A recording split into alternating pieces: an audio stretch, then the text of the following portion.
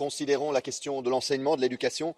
En théorie, tout le monde sera d'accord pour dire que c'est important, évidemment. Tout le monde le clamera haut et fort.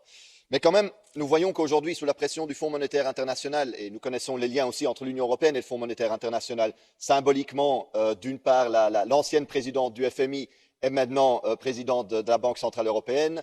D'autre part, la présidente maintenant du FMI, c'est une ancienne commissaire européenne. Donc voilà, ça ressemble parfois un peu à des arrangements entre amis. Mais soit, ce Fonds monétaire international conseille, fait pression aujourd'hui sur différents États, le Sénégal, le Mali, le Burkina Faso, le Niger, pour réduire les dépenses publiques.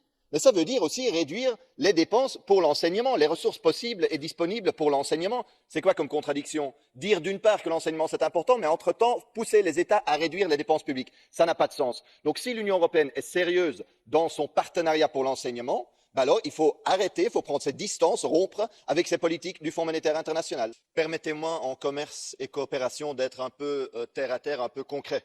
Tout d'abord, un vrai partenariat devrait voir effectivement la fin des accords de partenariat économique iniques.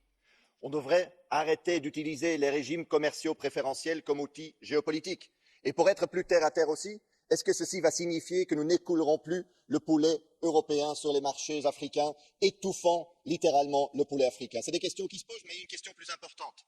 Dans le cadre de ce partenariat, vous savez que la conférence des Nations Unies sur le commerce et le développement a calculé que l'Afrique, seulement en flux illicites, perd 89 milliards de dollars par an.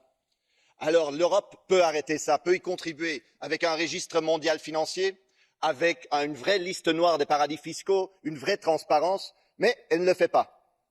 Et du coup, ce pillage financier économique aux relents néocoloniaux continue.